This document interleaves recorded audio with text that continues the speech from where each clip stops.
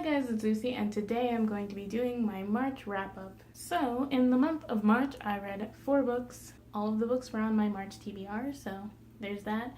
Obviously, I didn't get to some of the books on my March TBR because it was longer than 4 books, but whatever. So, yeah, I'm going to talk about the books that I read this month. First, I read Ruin and Rising by Leigh Bardugo. This book is the 3rd and final book in the Grisha trilogy, and I really enjoyed it. I gave it 4 stars. I gave all the books in the series 4 stars. This was a solid 4-star series, and as I already said, I really enjoyed it. Since this is the 3rd book in a trilogy, I can't tell you exactly what it's about, but just know that I thought it was really fun. I thought the whole series was overall really fun, and I enjoyed reading it. It kind of gave me a feeling of nostalgia towards the books I used to read when I was younger. The ending did feel a little bit convenient, as if things wrapped up a little too neatly, but it still did catch me by surprise, so there's that. And the writing was as good as the rest of the series, and yeah, overall just a fun read. I would recommend it if you're thinking about reading it. And now I'm ready to read 6 of Crows, which was the whole purpose of me reading this whole 3-book series, so I could start reading a different series.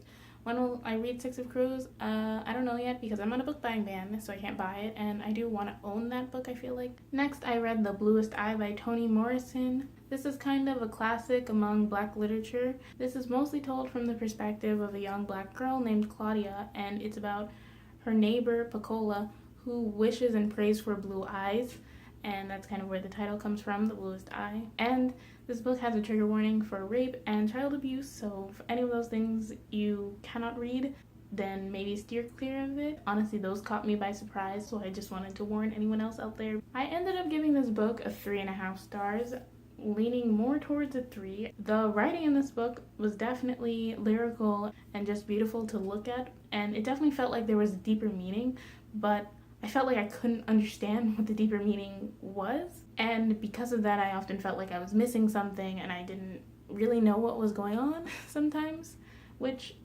is weird because it is pretty simple writing, but you can just feel that it's loaded with something. My other issue with it was that I feel like Morrison kind of missed the mark with her plot points.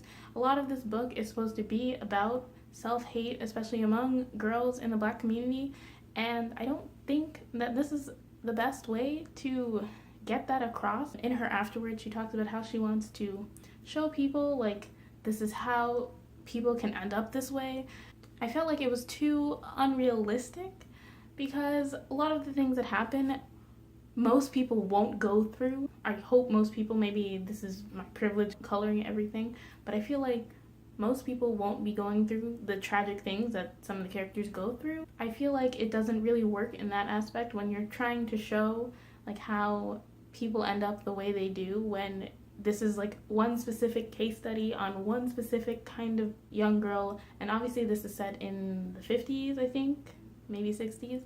So obviously it's a different time, but even then I don't know if it really got what it should have gotten across. And maybe this isn't completely a fault of the book, but maybe it's more of my fault. I really think that we need to have more normalized people. Like, you don't need to have this tragic backstory to go through this kind of self-hate that Pecola has in order to want blue eyes. Like, it doesn't always have to be like that.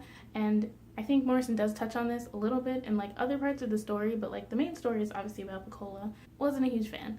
So yeah, but I'm glad I read it because, you know, this is a very talked about book. Next, I read All the Rage by Courtney Summers. This is about a girl named Romy, and it takes place sometime after she is raped by the sheriff's son, and nobody in the town believes her. It's about her dealing with that while at the same time her former best friend ends up going missing. I gave this one 3.5 stars, and there's a trigger warning for rape as well because, as I said, it's mostly about Romy dealing with her rape.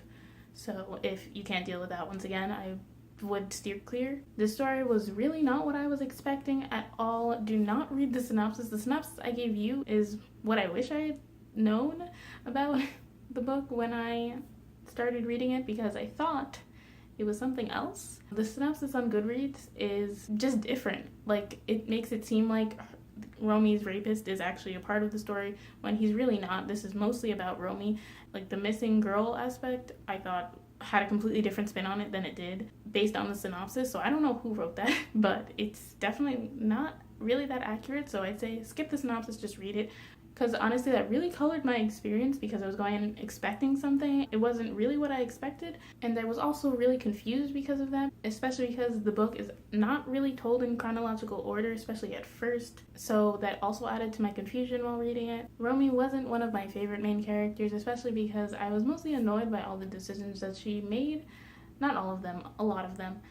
But I have never been in her position, so I can't say if she was a realistic or unrealistic character in that aspect because I've never gone through what she has to go through. The writing felt a little bit atmospheric in the vein of Wink Poppy Midnight, in the sense that sometimes you don't know exactly what's going on, but I don't think it worked as well as I wanted it to in this book.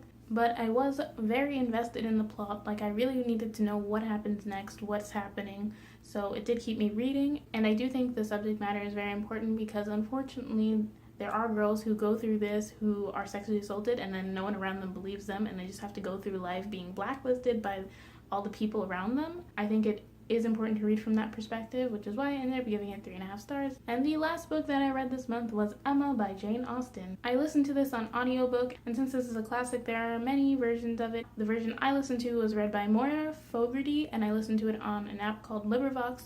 I really liked her narration. I thought she did a good job. Overall, I gave Emma 3 stars. So this has been my least favorite Austen so far. So far I've read Sense and Sensibility, which got 4 stars for me, and Pride and Prejudice, which got 5 stars. So we're slowly going downhill, which I feel like doesn't bode well for me, but we'll see what happens. I know that this is a lot of other people's least favorite Austen, so I don't feel so bad about it. But Emma is about a girl named Emma Woodhouse, and she lives with her single father. I feel like her dad's a widow. I could be wrong. I don't remember. Her and her dad are really close, and she basically pronounces she's never going to marry because she never doesn't want to leave her dad. She is also a self-proclaimed matchmaker where she tries to make matches among the people around her in high society. Basically, the issue with Emma is that Emma is a rich snob and annoying. At first, her antics are kind of funny and like fun to read, but at the same time, it just feels like you're reading the same thing over and over again of Emma not being held responsible for her actions, and Emma's just kind of not like a nice person, just kind of a bitch. Harriet, who arguably is her best friend, she was talking to someone about the merits of Harriet as like a wife, and the way she was defending her was honestly like not the nicest way to defend your best friend. I really wasn't a huge fan of the ending because it was that standard Jane Austen ending. I feel like I can say standard now having read 3 of her books, where Emma basically gets her happy ending, but she faces no consequences for the actions she does throughout the novel, which really kind of messes up people, and it kind of all gets fixed in the end, but still.